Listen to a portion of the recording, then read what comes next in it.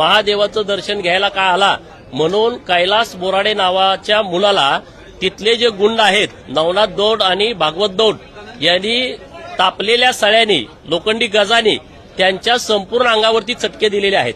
त्याचे व्हिडिओ समाज माध्यमामध्ये व्हायरल झालेले आहेत, परंतु त्या प्रकरणाची इतकी चर्चा झाली नाही। आज एकच नवनाथ दौड फक्त अटक आहे, बाकीचे लोक फरार आहेत। दोघांचीच एफआयआर मध्ये नावं आहेत, परंतु हे कृत्य दोघांचं नाही आहे, अनेक लोक त्या व्हिडिओमध्ये दिसत आहेत। आणि म्हणून सरकारकडे आमची मागणी अशी आहे की जी व्हिडिओमध्ये लोक आहेत त्या सगळ्या लोकांच्यावरती गुन्हे दाखल करावे।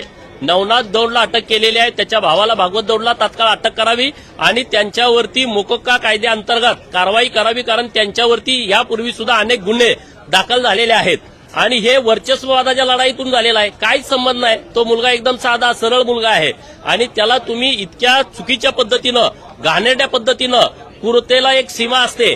संतोष देशमुखला ज्या पद्धतीनं मारलं, ज्या नीचपणानं मारलं, राक्षसी वृत्तीनं मारलं, तीच वृत्ती यामध्ये दिसून येते।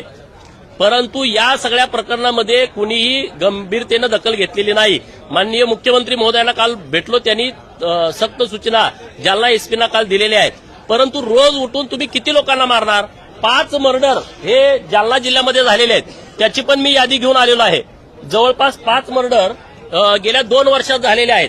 त्यामध्ये रामदास जोशी नावाचा एक धनगरवाडी तालुका भोकरदनचा मुलगा आहे, त्याच्या अंगावरती ट्रॅक्टर घातला। मी त्या गावात गेलो होतो, संतोष दानवे साहेब आणि नारायण कुचे साहेब माझ्यासोबत होते। नंतर 29/6/21 डोंगरगाव सायगावला तिथल्या एका मुलाचा मर्डर केला, शिवाजी बाबासाहेब पितळे। त्यातले अजून काही आरोपी अटक व्हायचे बाकी आहेत, त्रुटीमुळे काही सुटले। पाटोदा तालुका मंठा जिल्हा जालना इथं किरकोळ कारणावरनं तुकाराम आबासाहेब सरावणे याचा मर्डर करून टाकला। एक नाही अशी अनेक प्रकरणं आहेत। अतुल खनके या तरुणाला अखनी तालुका मंठा जिल्हा जालना इथं त्याचा मर्डर केला। आणि कोकाटे आदगावचं प्रकरण सगळ्यांना माहित आहे, मीडियामध्ये आलं होतं।